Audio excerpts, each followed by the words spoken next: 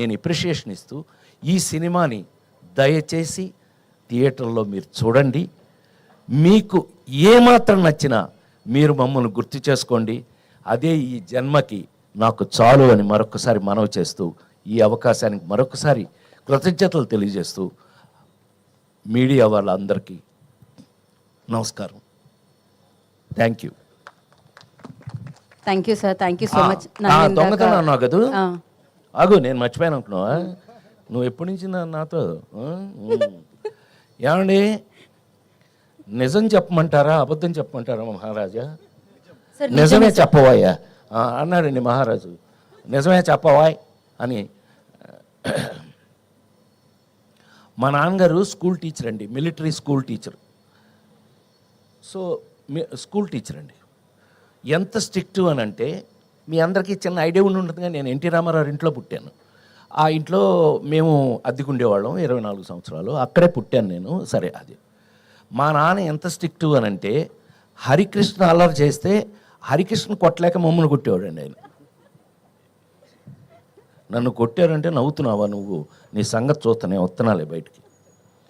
అలాంటిది ఆయన ఎంత స్ట్రిక్ట్గా ఉంటాడండి. అలాంటిది ఏదన్నా ఎప్పుడన్నా బజార్కి వెళ్ళి ఆ శనగపప్పు ఉండలు అవి ఏమన్నా తిందామంటే డబ్బులు ఏం చేయాలి? మా నాన్నగారి జేబులోంచి 5 పైసలు కొట్టేశానండి.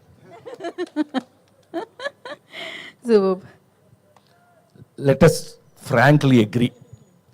ఈ విషయం ఇంతవరకు బహుశా తెలిసే అవకాశం లేదు. సో చిన్నప్పుడు అలాంటివి అసలు వీటికంటే మరి ముఖ్యంగా ఏంటంటే మా ఇంట్లో 4 బ్రదర్స్ 2 సిస్టర్స్ అయితే అందరిలోనూ మా నాన్నగారి దగ్గర ఎక్కువ దెబ్బలు తింది నేనే.